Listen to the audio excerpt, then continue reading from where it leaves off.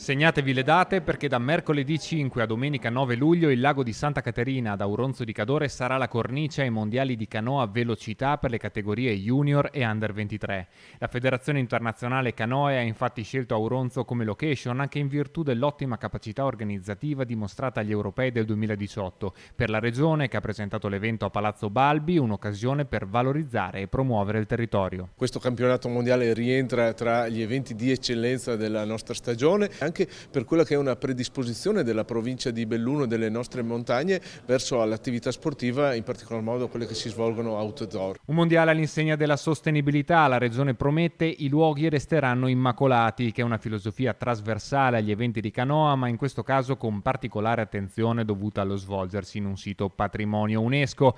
Infatti il lago di Santa Caterina, oltre a essere un'eccellente sede di gara, impreziosisce l'esperienza di pubblico e atleti col suo scenario di impareggiabile bellezza, che ha già riscosso l'apprezzamento e soddisfazione delle nazioni partecipanti. Siamo abituati a gareggiare su delle immense piscine nelle pianure e portare la gente che pratica il nostro sport in una località dolomitica come quella di Auronzo è il massimo. Numeri importanti per un evento che coinvolge 80 nazioni e che sarà trasmesso in diretta streaming in 43 paesi, con l'auspicio che la competizione agisca da volano per l'offerta turistica. Quasi 1200 atleti accompagnati da circa 400 tra tecnici e loro dirigenti e ad accoglierli in prima fila ci sono 200 tra addetti, volontari e specializzati nella gestione di questi grandi eventi. Sarà un evento che speriamo ci dia anche i risultati agonistici che aspettiamo, ma soprattutto sarà un volano di crescita e di promozione del territorio, perché poi chi